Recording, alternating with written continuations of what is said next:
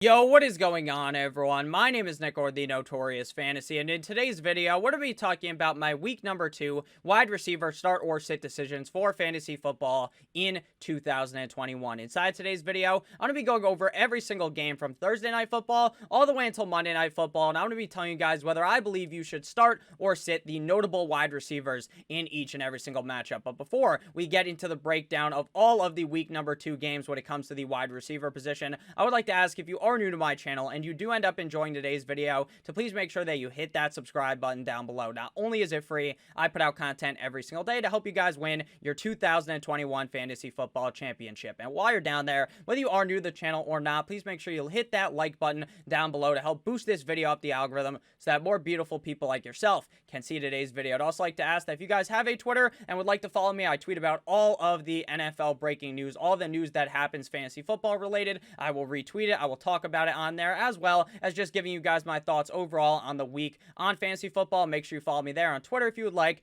at NotoriousFNTSY. The link to my Twitter is also down below in the description. So without further ado, let's get into the video. We begin with Thursday Night Football between the New York Football Giants and the Washington Football Team. Last week's Thursday Night Football matchup, we had an excellent game between the Dallas Cowboys and the Tampa Bay Buccaneers. Last night on Monday Night Football, we had a matchup that started off slow, but things started to get spicy. The game goes to overtime between the Raiders and the Baltimore Ravens, and then on Thursday, we get smacked with this awful game of the New York Football Giants and the Washington Football Team. We don't even get to watch Ryan Fitzpatrick because he is going to be out for multiple weeks with the injury that he sustained up against the LA Chargers. So in this Thursday Night Football matchup between the Giants and the Washington Football Team, the first thing you might be thinking is, Nick, how confident are you now in Terry McLaurin without Ryan Fitzpatrick? Now, Ryan Fitzpatrick, I believe to be a relatively solid NFL quarterback, nothing super special, not like he's a top 5 quarterback in the league or anything, but he is pretty solid.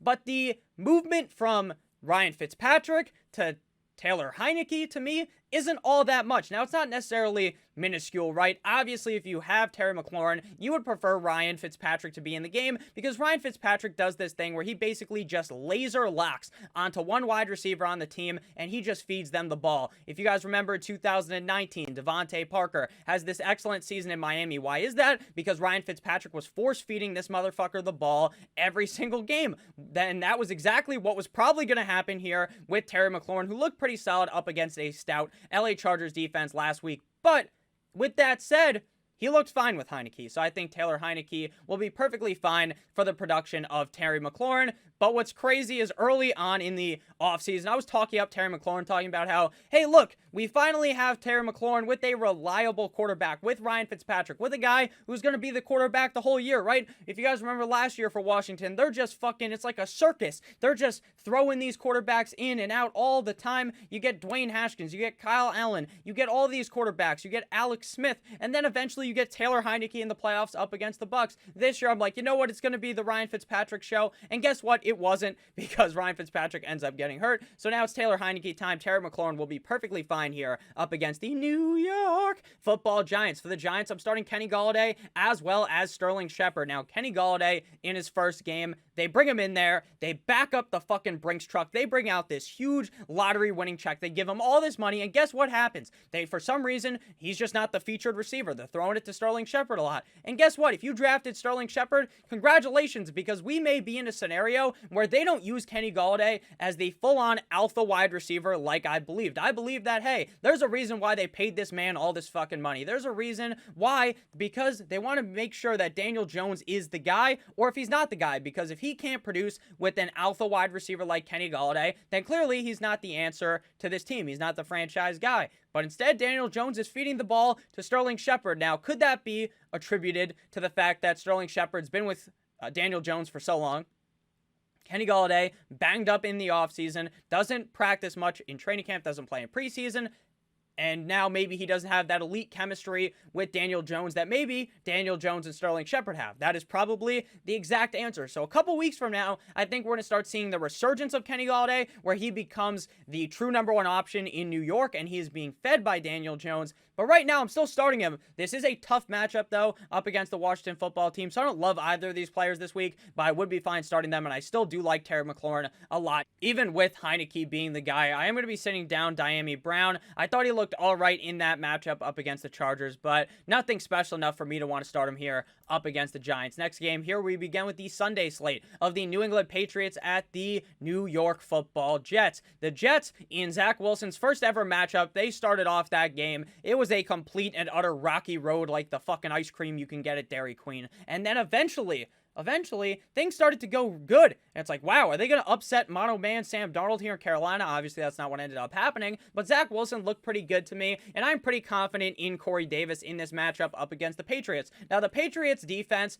is legit. They looked very, very good up against my Miami Dolphins and Tua Tagovailoa. But with that said, volume is king in fantasy football. Corey Davis is going to get peppered with targets like he was in that game up against the Panthers. Early on in the game, I was like, fuck, I was so wrong on Corey Davis, right? Corey Davis looked like he was going to do absolutely nothing. Then later in the game, he's peppered with targets. I think Corey Davis is fed here up against the New England Patriots. For the Patriots, I'm fine starting both Nelson Aguilar as well as Jacoby Myers because we know that the Jets defense just isn't very good. Robbie Anderson didn't have like 6,000 catches, but he had a decent game because he scored that touchdown, got that long ball. Robbie Anderson also had a very solid game up against the New York Football Jets. Nelson Aguilar looked very good last week up against the Dolphins, who are a much, much tougher opponent than the Jets. Mac Jones looked very comfortable in the pocket there up against the Dolphins, looked very comfortable in that game. He looked like he's been in the NFL for a couple of years. He looked like a grizzled fucking veteran, but in reality, he's like 22 years old or something. Again, I'm not sure exactly how old any of these players are off the top of my head, but you get what I mean. Me and Mac Jones are probably the same age. That man makes millions of dollars playing football. I make money talking about fantasy football. So shout out to you, Mac Jones. He played great in that game. The Patriots here, they're in for a big spot. I like Aguilar much more than I like Jacoby Myers, but I wouldn't be surprised if it sways and Jacoby Myers ends up being the better target at the end of the season. But right now, Nelson Aguilar would be the preferred play here up against the New York Football Jets, but I still do like Jacoby Myers. For the sits, I'm sitting down the other Jets wide receivers, Denzel Mimsy, as well as Elijah Moore. Mims was drafted last year pretty highly to be the #1 guy. Turns out he's not that guy, pal. It's Corey Davis. Elijah Moore, maybe still a little banged up, didn't play too well. I'm interested to see what happens when Jamison Crowder comes back. Now, based upon what I've seen, he may play this week, may not. I want to see one game with him before I'm 100% confident, but I think he's also going to be a relatively involved player in this Jets offense that you can get for the cheap on the waiver wire right now. If you watch my waiver wire video from yesterday, you will see that I talked about Jamison Crowder in that video. Next up, we got the Denver Broncos at the Jacksonville Jaguars. Now, sadly, big booty Jerry Jeudy ended up getting hurt up against the Giants in that game on Sunday, which sucks. Going to be out a bunch of games. They're saying like 8 weeks, 6 weeks. Based on everything that I've looked at, that seems egregiously low. It seems like he's going to be missing more time than that, which sucks. Jeudy looked good in that game. I hope you're recovered, Jerry Jeudy. I hope you are okay. Even in relief of Jerry Jeudy, Courtland Sutton didn't look that great. But he is still coming off that injury. I believe in week number 2 here up against the Jaguars. While he did disappoint you last week, and if he is one of those main receivers you're looking to start, I would still fire him up this week up against the Jaguars, who made Tyrod Taylor look like Patrick Mahomes last week. Next up, we have Tim Patrick of the Denver Broncos. Now, there's going to be some heated fucking debate most likely in the comment section, and I'll ask you right now, I'll pose the question, who would you rather start? Tim Patrick or KJ Hamler for the Denver Broncos? KJ Hamler is a fast wide receiver. He's going to get his points in this game. But I think Tim Patrick fits the role better of what Jerry Jeudy does when compared to KJ Hamler. So I'm going to be firing up Tim Patrick here up against the Jaguars. For the Jaguars, I like Marvin Jones as well as Baby Chark. Baby Chark. Now, week number 1, I told you guys that I was going to just start Marvin Jones. We're going to sit back in the recliner and watch the football game. See what happens. To me, Jones and Chark look like the 1-2 punch, the 1-2 Mayweather of this team. Laviska Shenault will probably still be involved, but, I mean, how involved will he be if Jones and Chark are eating? I definitely would prefer to play Marvin Jones as well as DJ Chark here up against a tough Broncos defense. What's crazy is Urban Meyer seeming like that Urban Meyer experiment may not be working too well in Jacksonville. Seems like a lot of the players don't like Urban Smith. I don't know if you saw that picture. I don't even remember who the player was, but it's not Irv Smith. It's Urban Meyer on the sideline, and behind him there's a player on the Jags just staring him like he fucking hates this guy in the back of the head. It's probably the funniest picture I've ever seen, but yeah, Let's see how things are going in Jacksonville this week up against a tough Broncos defense. I still do like Jones as well as Chark for the sits. I'm sitting down Hamler because, again, I believe Patrick fits that role much better. That Jerry Jeudy left behind and Laviska, I'm just not too sure how to feel about him just yet. James Robinson will be an interesting conversation in the video either later today or tomorrow on the running back start or sit video. But before we get on into the next game, I'd like to ask if you have ended up enjoying thus far, you chuckled, you're having a great time, you're learning some things, please make sure that you hit that subscribe button if you're new. And if you're not new, or even if you are new, please make sure that you hit that like button down below. It really helps me out a ton. Next up, we got the Buffalo Bills at the Miami Dolphins, and no one circles the wagon like the Buffalo Bills. The Bills are 0-1. The Patriots are 0-1. The Jets are 0-1. The Dolphins are 1-0. My Dolphins in first in the AFC East. Now, if you guys watch these videos, based upon how I talk about the Dolphins, you will know that I love the Dolphins. I watch every Dolphins game. They're my favorite team. It makes me happy when they win. I was so excited to see them beat the Patriots, but I'm very honest with you about them in fantasy football. I will tell you if I believe this matchup is good or not for the Dolphins. The Bills' defense looked pretty solid up against the Pittsburgh Steelers. Even though they lost, they still looked very solid. Stephon Diggs looked bad in that game. Stephon Diggs is going up against either Xavier Howard or Byron Jones. That is a very tough matchup for Stephon Diggs. But again, I understand Diggs disappointed last week, but Diggs cooked the Miami Dolphins up. He fucking stir-fried that dolphin into, I don't even know what you could create with that, but, you know, maybe fried dolphin, I guess. That's what he created last year. He absolutely took the Dolphins and bent them over and smacked them 50 Shades of Grey style with some type of whip or some type of paddle or something. I don't know what they use in those movies, but what I'm saying is that he beat the ever-living shit out of the Dolphins defense. He beat them so bad in Week 17 that the motherfucker was flossing on the sideline after he just went to Pound Town up against my Dolphins. Like, what the fuck? He's so good against the Dolphins that even if the Dolphins are good, in my opinion, even if they have a tough defense, I expect Stephon Diggs to have no problem. No problem, big fella, as Chance the Rapper says in that song. Jalen Waddle is the other player that I want to be starting in this game for my Dolphins. Now, Will Fuller, Sir Will Fuller the fifth of the Dolphins is back after that suspension. Let's see how he looks before I'm willing to fire him up. That's how I kind of play off the suspension, off the guys getting hurt. You know, maybe most of the time you just want to wait.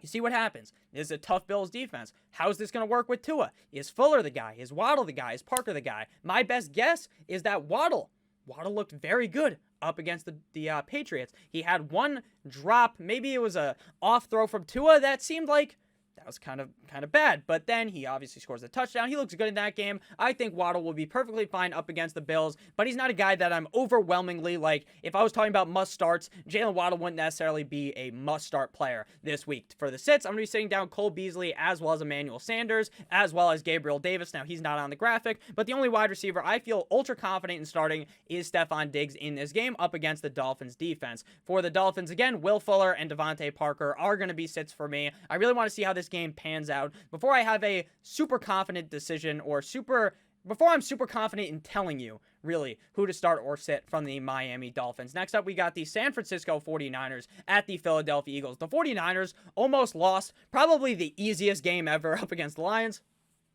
The Eagles go into Atlanta and just skull fuck the Falcons. Great game from Jalen Hurts, Devontae Smith, Jalen Reagor, Dallas Goedert, Miles Sanders. Excellent offensive movement by the Eagles. The 49ers, like I said, they almost choked that game, but they looked really good as well. Brandon Ayuk, you motherfucker. You motherfucker. You know what's funny is I talked about it so much about how I was worried that they were going to limit him with the injury that he had, that, hey, let's not re-aggravate the injury, but they say they're rolling him out. Everything is pointing towards it, so I changed my opinion. I flip-flop. I'm saying, you know what? It's Brandon Ayuk season up against the Detroit Lions. This is a smash matchup. Play Brandon Ayuk. He is going to destroy the Lions, and we saw what happened. Brandon Ayuk was basically irrelevant. It sucked. But Deebo Samuel looked amazing. Now, again, I'm not telling you to panic, to run away from Brandon Ayuk, to fucking cut him off your roster, to trade him away for a used condom and half an open bag of chips, right? That's not what I'm telling you to do. But what I want you to do is sit him down.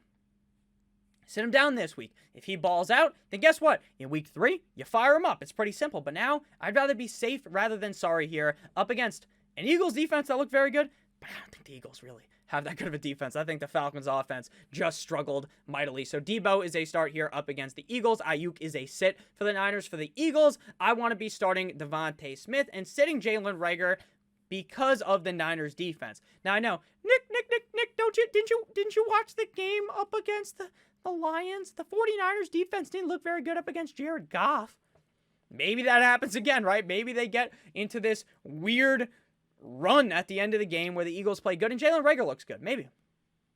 But I'd rather just trust Devontae Smith over Jalen Reagor in this game up against a tough Niners defense. Next up, we got the LA Rams at the Indianapolis Colts. Now, I tweeted this out 2 days ago, 3 days ago, whenever that game was on Sunday. I'm bad at keeping track of how many days ago that was. But I tweeted out about how during the game, the announcer, I forgot if it was Collinsworth, who it was, I believe it was Collinsworth, he says that before every single practice, every single day, Matthew Stafford and Cooper Kupp, they go eat breakfast together. They spend some time together. They practice together 2 hours before real practice. Then they actually practice. Where was this information during my fantasy draft? Where was the information to know that Cooper Kupp and Matthew Stafford are best fucking friends? They're like Ed, and Eddie, but it's just two of them. It's just Ed and Eddie. It made no sense. It made no sense that never came out, and it actually pissed me off because I was all on board the Woods train. Why is Woods not at this breakfast? Is he just not invited? Robert, go to the fucking breakfast. Go eat an omelet. Go get some pancakes with Cooper Kupp and Matthew Stafford. At the end of the day, it's more of a joke, right? I'm not completely worried about Robert Woods in fantasy football. I think he'll be fine. But on the season, I will not be surprised now if Cooper Kupp easily outscores Robert Woods because Cooper Kupp's going to lead the league not only in receiving yards, but also in pancakes eaten. So Cooper Kupp, Robert Woods, up against the Colts, smash matchup. The Colts got teabagged by Tyler Lockett and DK Metcalf last week, so definitely firing up Cooper Kupp and Robert Woods. Now, for the Colts, Zach Pascal appears to be that guy, pal, for the Indianapolis Colts. You want to know who's not that guy? Michael Pittman. Petty Campbell did not look to be that used either, so Zach Pascal will be the answer in this game, but it's more of a deep league start because the Rams defense is scurry. For the sit, I'm sitting down Van Jefferson of the Rams. He has a couple good plays in that game. Maybe some people are going to pick him up. Don't do that. Now, when Van Jefferson just pounds the Colts into submission, people are going to tweet this at me like, oh, Nick, you fucking idiot. But I'm being honest. I don't really believe he's that big of an option on this team. Woods didn't have a great game. I think Woods will have a much better game here up against the Colts. For the Colts, again, Pittman as well as Campbell are going to be sits for me. I have much more trust in Zach Pascal. Next up, we got the Las Vegas Raiders at the Pittsburgh Steelers. Every time I do that, I know people's ears just get blown out. But the Raiders, coming off a hot win. That was a win. That was a loss. That became a win again. That's what's so interesting about overtime football. What a game. The Raiders 1-0. Ravens 0-1. Steelers here looked pretty good up against the Bills. Didn't look amazing. But, you know, they ate the W. Ate the W Jameis Winston style. So, for the Raiders, Bryan Edwards, literally, he took a fucking nap in the first, the second, the third quarter. He was reclined. He was chilling out. He was relaxing all cool. Like fucking the Fresh Prince of Bel-Air, and then something hit him. He had an epiphany. He had this type of aura around him. He looked like vintage Jerry Rice. Now that's funny because the reason why I say that is because people are saying that Bryan Edwards is Jerry Rice. He's Terrell Owens combined. He's like the greatest fucking wide receiver ever, basically. That didn't become true at the beginning of the game. In overtime, he basically puts the dagger into the heart of the Ravens, but he doesn't score.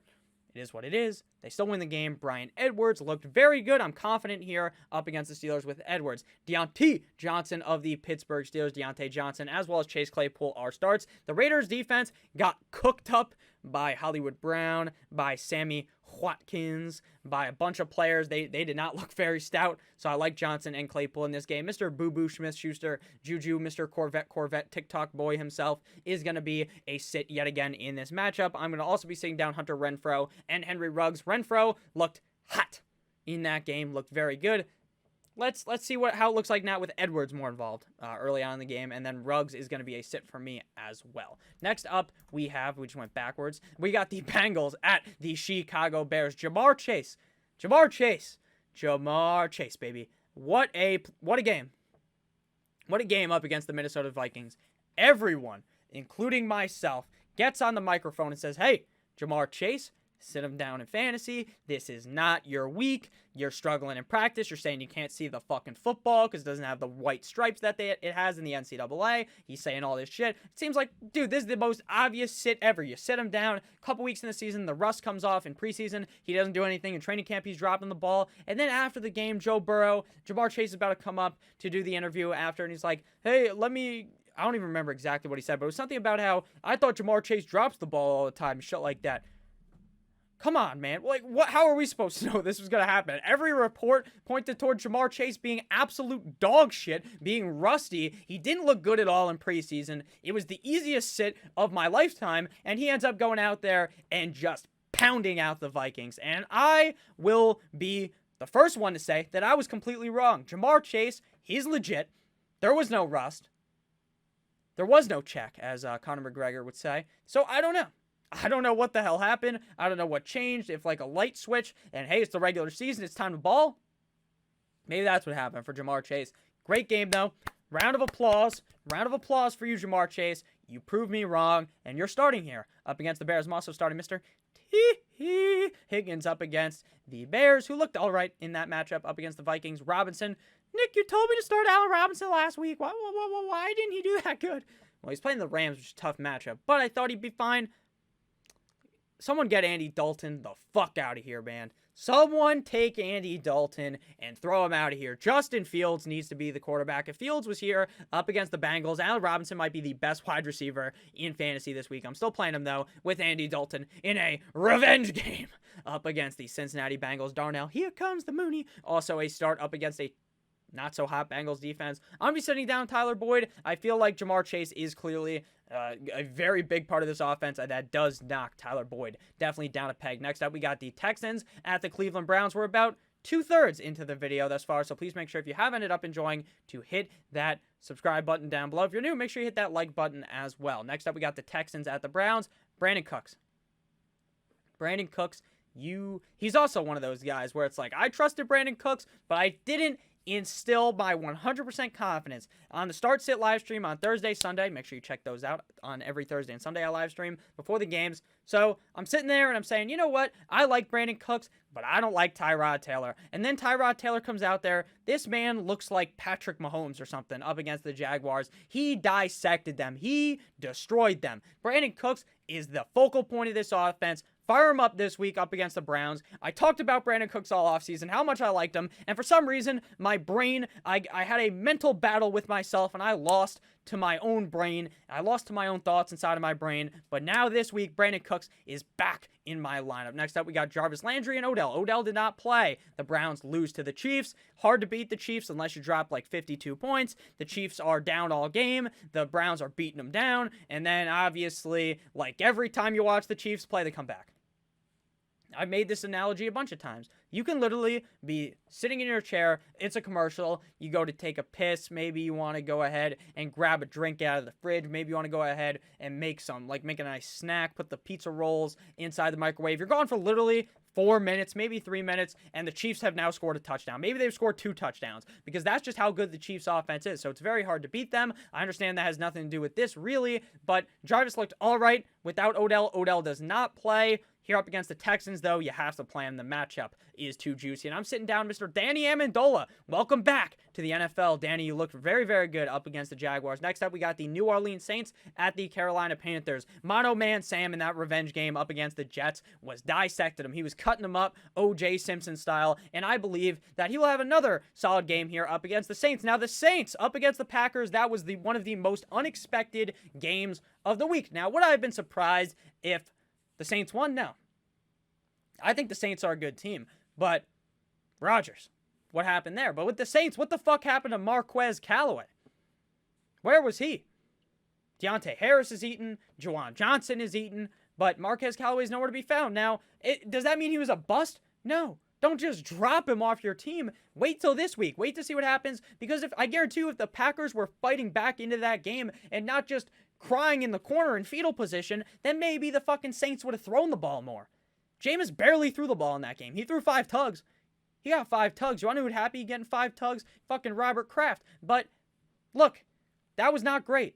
for the offense. Obviously, it was great for the offense, but for fantasy, it wasn't. It was great if you had Jameis, but I think Callaway has a bounce-back game, but I do want to kind of back up a little bit because maybe we were a little too ambitious on Callaway after his preseason performance, even though it seemed obvious that he was going to be good. So we're going to be starting up DJ Moore and Wiki Robbie Anderson. Oh, I messed up their nicknames. It's Wiki DJ Moore because he's a DJ, get it? Wiki DJ Moore of the Carolina Panthers and Robbie Anderson of the Carolina Panthers. DJ Moore looked good. He looked fed. He looked healthy in that game up against the Jets. I like him here against the Saints. Robbie Anderson, I also like up against the Saints.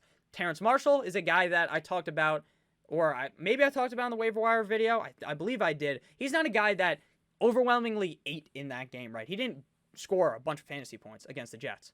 But what the game did show me is the potential that Terrace Marshall has for the future of this team, that maybe he'll be good a couple weeks from now. So we're sitting down Callaway, we're sitting down Harris of the New Orleans Saints. Probably one of them will have a big game, though, this week. Next up, but I just don't know which one it's going to be, and I don't want to play that gamble. Next up, we got the Minnesota Vikings at the Arizona Cardinals. The Vikings played quite well in that matchup up against the Bengals despite losing. Adam Thielen has an excellent game. KJ Osborne has an excellent game, but Justin Jefferson was basically left out to dry in that matchup. I believe this week he has a bounce-back game. We should not expect to see KJ Bourne as the wide receiver 2 or wide receiver 1 in this offense ahead of Justin Jefferson. That is fucking stupid to think, so I think KJ Osborne really falls off the edge of the earth in this game. Isn't very fantasy relevant, even though people are likely to pick him up. So I'm going to sit him down in this matchup, definitely starting Justin Jefferson and Adam Thielen, even though the Cardinals defense basically ate Ryan Tannehill. He completely got devoured in that matchup. Chandler Jones sacked him, I believe, 5 times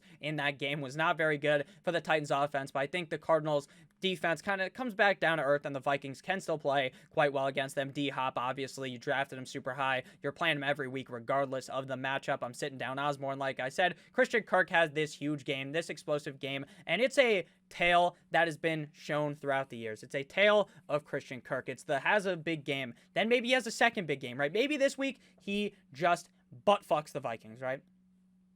Goes ham on him, wouldn't surprise me. But then the next week, you're like, oh man, he did it. And then you're going to start him, and then guess what's going to happen? He's going to do nothing, and then he does nothing. And then he'll have a big game again, and you're like, holy shit, I'm back in, and then he does nothing again. That's just what Christian Kirk does.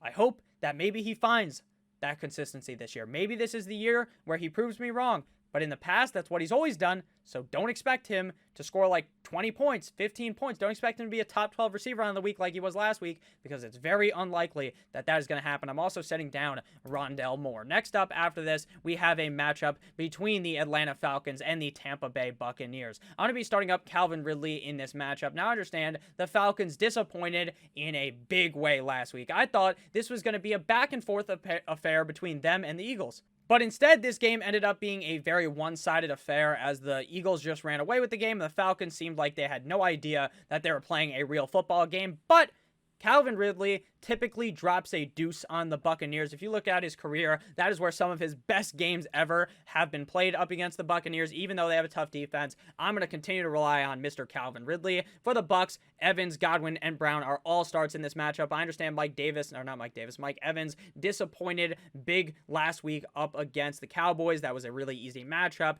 Brown does really good, Godwin does really good, but Evans is kind of left out to dry, kind of like Justin Jefferson was in that game we just talked about. But come on, you didn't draft Evans to sit him. You didn't draft Evans to sit him, especially against the Falcons. He's going to have a bounce-back game. It's very clear, at least in my opinion. I'm sitting down Russell Gage. I thought he was a fine start last week. He literally did absolutely fucking nothing. I'm pretty sure he got a goose egg. I'm pretty sure he didn't score a single point. And that sucked. But, maybe I was wrong. Maybe the Falcons just are a terrible offense. Maybe Calvin Ridley completely sucks, but I highly doubt that's going to happen. But definitely going to temper my expectations on Russell Gage for the future. Next up, we got the Atlanta Titans at the Seattle Seahawks. Here, we're starting everyone. A.J. Brown and Julio Jones. A.J. Brown played all right. Julio shit the bed. This offense, again, played terrible up against the Cardinals. I really expect a bounce back from them. There's really no way that Derrick Henry disappointed too. That is very unlikely, in my opinion, this week up against Seattle in what could be a very high-scoring game. Seattle should be able to easily score on the Titans throwing the ball or running the ball. Now, I guess I was proven wrong by my thought process that the Seattle Seahawks were to look to be a more run-heavy team. They carved up the Colts. That's just I guess I was just wrong. I guess listening to Pete Carroll telling us that he wants to run the ball a lot, I guess that was just wrong. I guess he lied. But Carson's still a fine start in fantasy, but now I'm a little bit more confident in DK and Lockett. But typically, when one of them has a great game, the other doesn't have a great game, but that didn't happen because Lockett played really well, and so did Metcalf. So maybe this is a different Seahawks team, and maybe I shouldn't have kind of faded Metcalf and Lockett, but you live and you learn. They're definitely going to be starts this week up against a horrid Titans defense. Next up, we got the Dallas Cowboys at the LA Chargers. How about them boys who looked really, really good last week up against the Buccaneers? Amari Cooper as well as CeeDee Lamb are must starts every single week. Even here up against a tougher Chargers defense. Keenan Allen looked good up against the Washington football team. He's definitely a start, but if you have other options, I'd probably look to sit him down. Keenan Allen obviously must start every single week. This Cowboys defense stinks. So does it for Mike Williams, but I don't know. I think Mike Williams may draw the better coverage by the Cowboys, and I'm going to be sitting down Cedric Wilson. A lot of people look to start him because of Michael Gallup being out. I want to see it before I can truly believe it here with Cedric Wilson. Next game here, we got the Kansas City Chiefs at the Baltimore Ravens. Very interesting matchup. The Ravens coming off of an L. The Chiefs coming off that W. Tyreek Hill, a must start every single week. Obviously, you draft him in like the first round of your fucking draft. Going up against the Ravens, he's going to have a field day. I'm going to be sitting down Mecole Hardman. They're really, I've kind of said this all offseason. There's really no wide receiver 2 in Kansas City. Mecole Hardman might be the number 2 on paper. On the roster, at their fucking facility, you might say Mecole Hardman's the number 2 guy. Trust me, there's only going to be a couple of games where he's useful. Byron Pringle might be useful in other games. Demarcus Robinson maybe. Just sit down Hardman. There's really no need to draft him. Hollywood Brown has a great game, but he's also one of those guys, kind of like Christian Kirk, where they have that big game, and then the rest of the season, they're fucking snoozing. Sammy Watkins always plays good in week 1. I do not expect him to have an excellent week number 2. And final matchup here, we got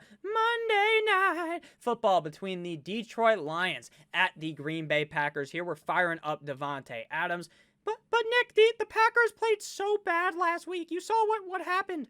Yeah, I know. But there's no way that Rodgers has a bad game up against a horrid Lions defense. I expect Davante Adams to eat. And it's kind of like with the Chiefs. The same thing with the Packers, where they have a wide receiver too. They have Randall Cobb. They have Amari Rodgers. They have MVS. They have these guys, but which one? Alan Lazard, but who are you going to start? The answer is none of them. You're going to start Davante Adams. For the Lions, I have no idea what to think of there. I thought Tyrell Williams was going to be the wide receiver 1. He wasn't. Khalif Raymond was.